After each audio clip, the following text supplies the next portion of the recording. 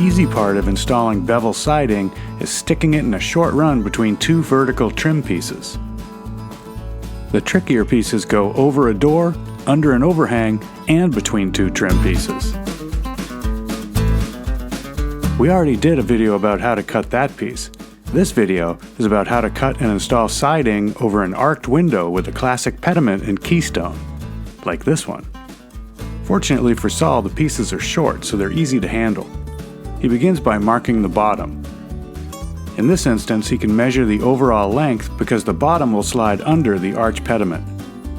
There are two profiles to notch for, a flat profile and a bead along the inner edge. The flat profile extends a little lower than the bead, so he measures those distances from the reference line. He transfers those measurements to the workpiece and connects the dots.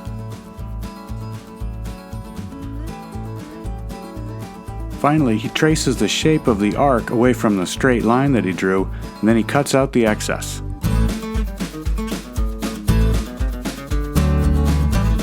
He carves the arc to the line and cleans up the whiskers. He also cleans off some crusty old paint layers from the trim. He slips the piece in place, marks the length, and asks David to trim it down for him. Saul sticks it on the line and nails it. Now that he's into the arc, Saul needs to know where the top of the next course is, so he can get an overall measurement. He marks the bottom of each end and then holds a scrap of siding to the marks and scribes the top of the next course.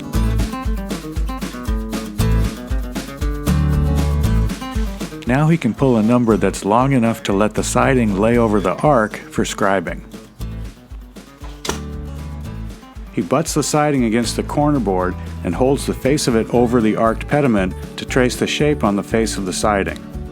He scribes the face a little bit long to allow wiggle room for fitting to the arc without making the board too short.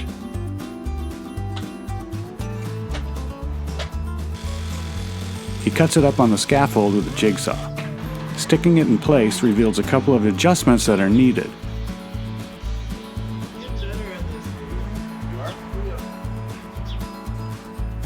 To the cruddy old layers of paint on the pediment, and to the short point of the cut.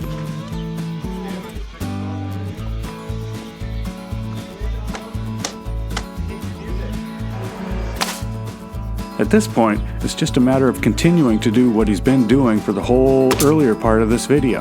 Mark, measure, scribe, cut, fit, and nail it.